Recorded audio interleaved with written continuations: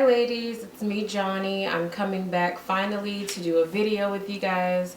I have been missing in action. I have made so many promises and have not kept them, so I apologize. I have been busy with baby. I told you guys I'd be vlogging. I have all these extra videos and didn't upload them.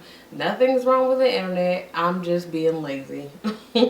So I'm back today to do a video with you and let you guys know about my labor and delivery story.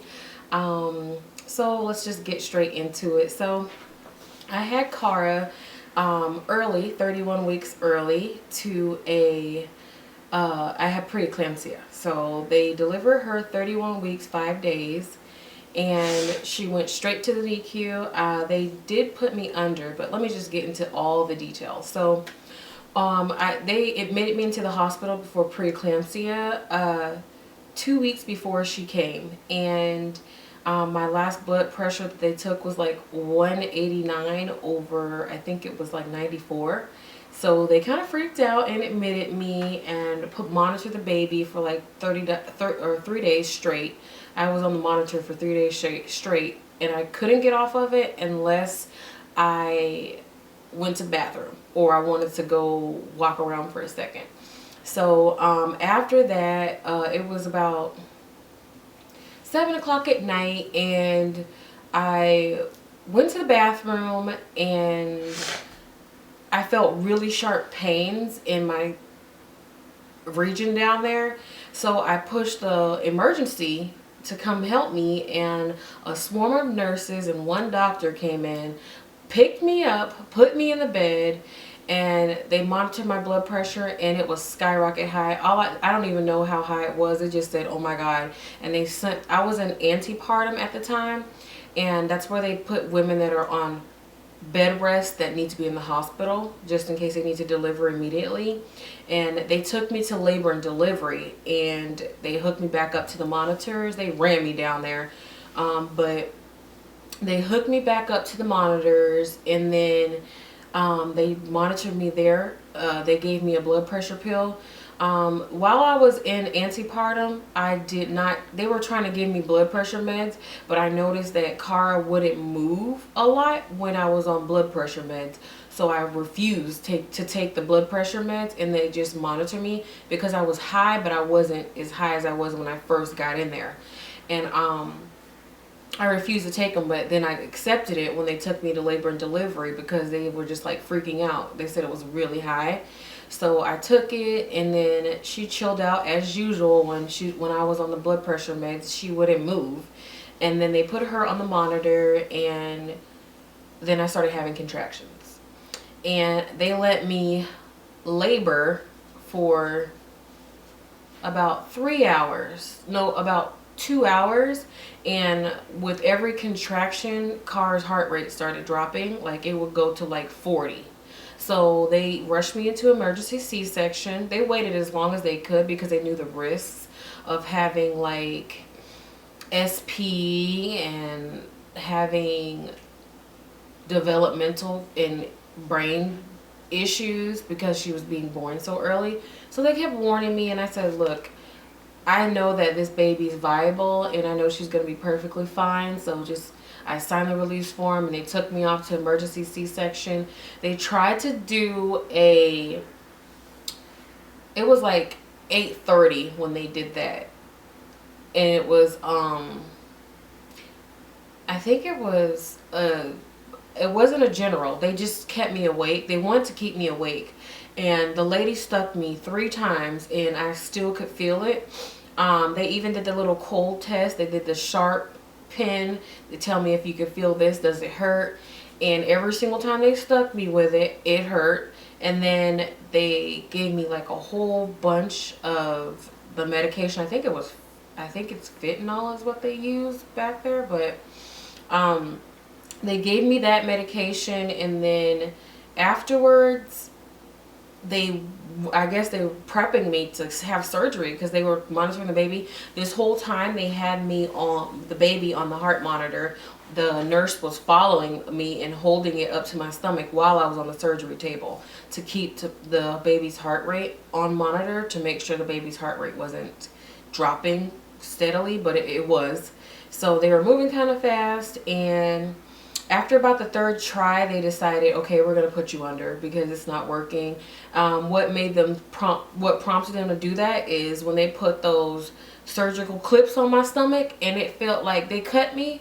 I literally screamed when they put those on there because it was so tight and so hard on my stomach, and it just was really sharp pain. So I kind of screamed. I'm not gonna lie, I screamed. And they were like, yeah, you're going under. So they put the mask on me and they prepped me and they said, okay, count back to 10. Count back from 10 to 1. And I got to 7 and I was gone. And when I woke up, Cara was here, Richard was here, and it was so relieving to know that she was fine. And mind you, the last time I went under with pregnancy and was preparing for a C-section, I woke up and my daughter was gone. So it was just relieving. I was scared to be put under because of the traumatic experience I had from being put under the 2 years before that. So she was perfectly fine. They said she was perfect. She didn't need any respiration assistance. She breathed on her own. She didn't have to be intubated. She was perfect. And afterwards, y'all wouldn't believe me. I wish I would have took pictures of this, but I swole. I mean, I got so swollen. I weighed 167 pounds before surgery. After surgery, I was 198. That's how much swelling I had. 2 days after surgery, I swole up to 198. They kept me in the hospital for 5 days afterwards. Normally it's 3 days, but they kept me in the hospital for 5 days afterwards because of the swelling and because my blood pressure was still high. And oh, she's crying. You can bring her to me. Come here, Boo Bear. My niece is here helping me record. Come here, Boo Bear. Say hi, Shanti. Hi. So, afterwards, they monitored me for 5 days, and then I went to antepartum for 3 days. But Cara was in the NICU. If you watched my other video, she was in NICU for almost a month. I would go down there every single day to visit her. It was not a bad experience at all because they knew that she was coming early, so they kind of prepared for it. Can I have a bottle? Yeah, yeah. You're hungry? Hmm? So I kind of prepared for it, and we were there every day. My husband took the night shifts, which was, he took the shifts from 11 to 7:30 in the morning, and I would go from 7:30 to 11 at night. So she constantly have somebody's familiar face that she could see in the NICU. So that's what we did, and yeah, that's the labor and delivery story. It was pretty interesting, and yeah. I'm just happy to have her, and I'm happy to have a rainbow baby in my arms, because y'all know the struggle. Y'all know how I was freaking out. So I was scared the whole pregnancy, but I kind of just tried to remain positive and know that this was a different pregnancy and that I was going to have my baby and she was going to be perfectly fine, and I have her now. So anywho, what else did I want to tell you guys? So yeah, my overall experience for labor and delivery and antepartum and postpartum and being at that hospital, and it was all great. They knew about the pregnancy that I lost before. They knew that she was 1 week older than Cara, and they knew that she I went under and then woke up and she was gone. So they were very considerate. Everyone, they would refer to Cara as Cara instead of baby or how's the baby doing. They were just really hands-on and very understanding. And my NICU experience, oh my God, those nurses are great. I love every single one of them. I remember everybody's name. They follow me on Instagram. They know that I do YouTube videos. And they were just really understanding about me getting every single moment and as much time as I wanted with her, even though she wasn't in an open crib. They had her in a box. I don't know what it's called, but it's like a little plastic box. I think it's an incubator.